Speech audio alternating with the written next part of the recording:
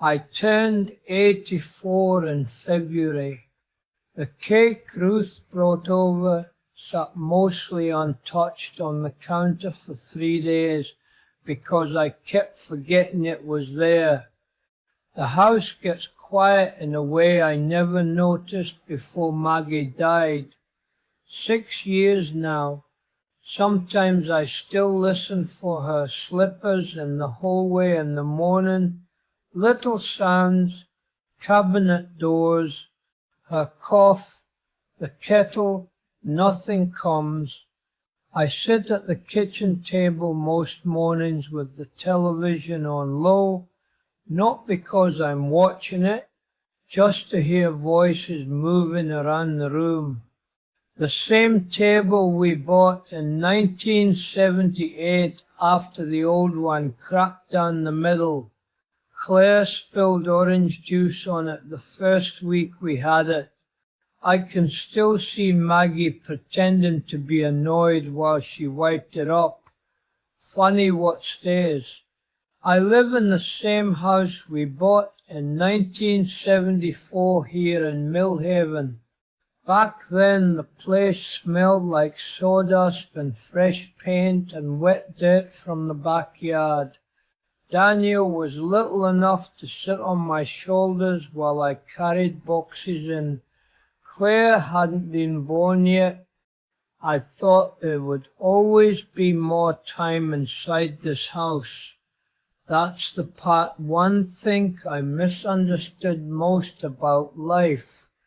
You think things are continuing when really they're slowly ending while you're busy doing something else. I taught history at the high school for 38 years. Most people around town still remember me as Mr. Bennett. Sometimes at the pharmacy or diner somebody says it, and for a second I almost straighten my back again like I'm about to start class. I was good at it, I think. Organized, reliable.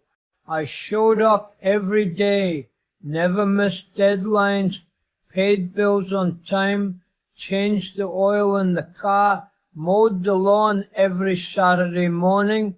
I mistook all that for love, probably. Or maybe not mistaken exactly, just incomplete. Maggie used to ask me to sit with her on the porch after dinner, especially in summer. She liked the quiet. I usually said I had papers to grade or lessons to prepare.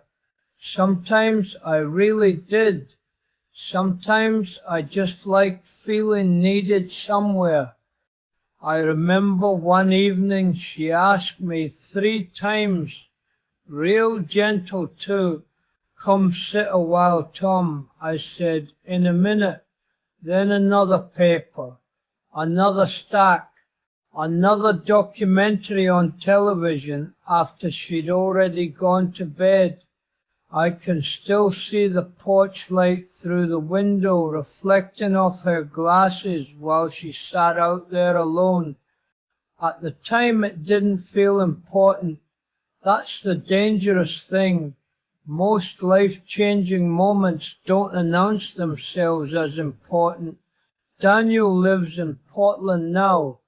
We talk maybe twice a month if schedules line up. He sounds tired a lot. I suppose he's the age I was when I stopped noticing things disappearing around me. Claire's in Columbus. She visits when she can. Brings Lily and Owen sometimes. They're good kids. Polite. Owen got interested in Civil War history for a while, and that made me oddly emotional. I showed him my old classroom maps from the basement. He listened for maybe 10 minutes before drifting toward his tablet. I don't blame him. Children belong to their own time. Still, after they leave, the silence in this house feels heavier for a few days. like the rooms briefly remembered what they were for. Retirement came at 67. Everybody congratulated me. Handshakes, cake in the teacher's lounge, a little plaque with my name engraved on it.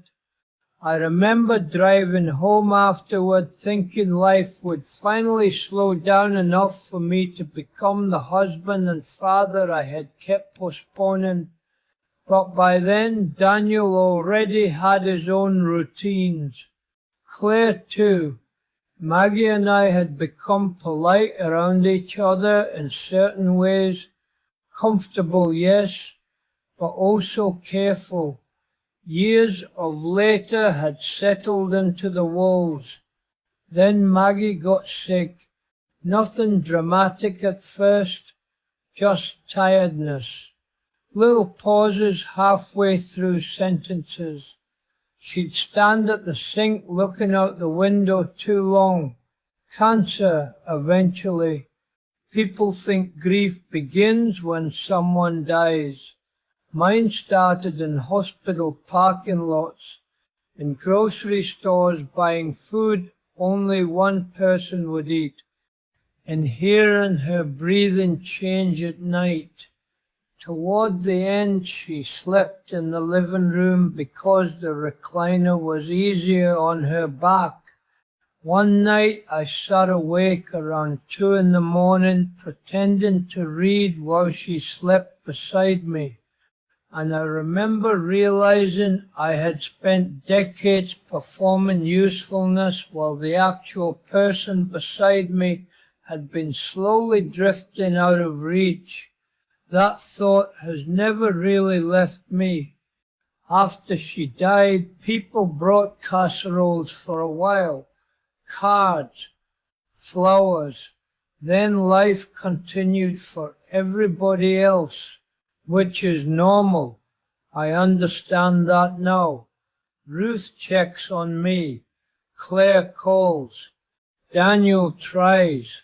Nobody's cruel. That almost makes it sadder somehow. There's no villain in this story.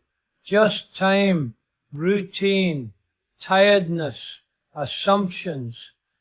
I look at old photographs sometimes and notice how often I'm standing slightly apart at graduations, birthdays, Christmas mornings, present in every picture, but not fully there.